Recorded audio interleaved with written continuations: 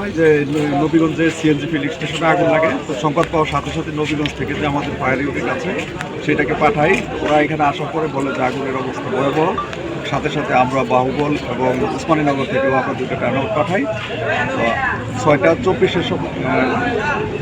আগুনটাকে নিয়ন্ত্রণ করা হয় এবং আগুন নিয়ন্ত্রণ হওয়ার পরে আমরা থেকে বাহুবল এবং উসমানীনগর 2টা ফায়ার স্টেশনকে ব্যাক করি।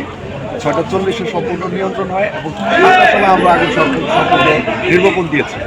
যেখানে আগুনের সূত্রপাতটা হচ্ছে যে এই বাসটার ভিতরে যখন নাকি সিএনজি করতেছিল যাত্রী ত্রুটি থেকে এখানে আগুন লাগার পরে এখানে 9টা সিএনজি সহ বাসটা ক্ষতিগ্রস্ত হয় এবং এইটার যে শেড আছে 2টা ডিসপ্লে বোর্ড আছে, বোর্ডগুলো ক্ষতিগ্রস্ত হচ্ছে।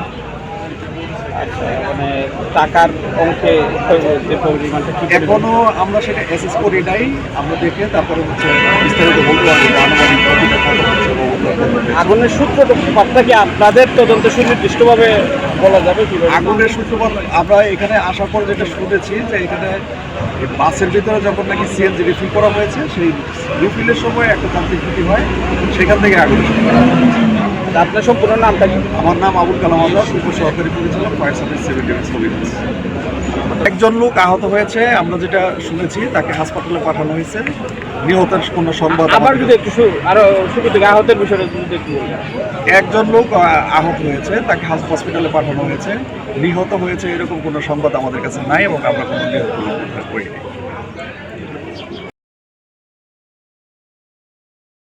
লোক আহত আছেন এবং ক্ষয়ক্ষতির পরিমাণ আমি আপনাদেরকে আরও দেখানোর চেষ্টা করতেছি আরেকবার। এই দেখেন একটি সিএনজি অটোরিকশা, এখানে একটি, 2টি,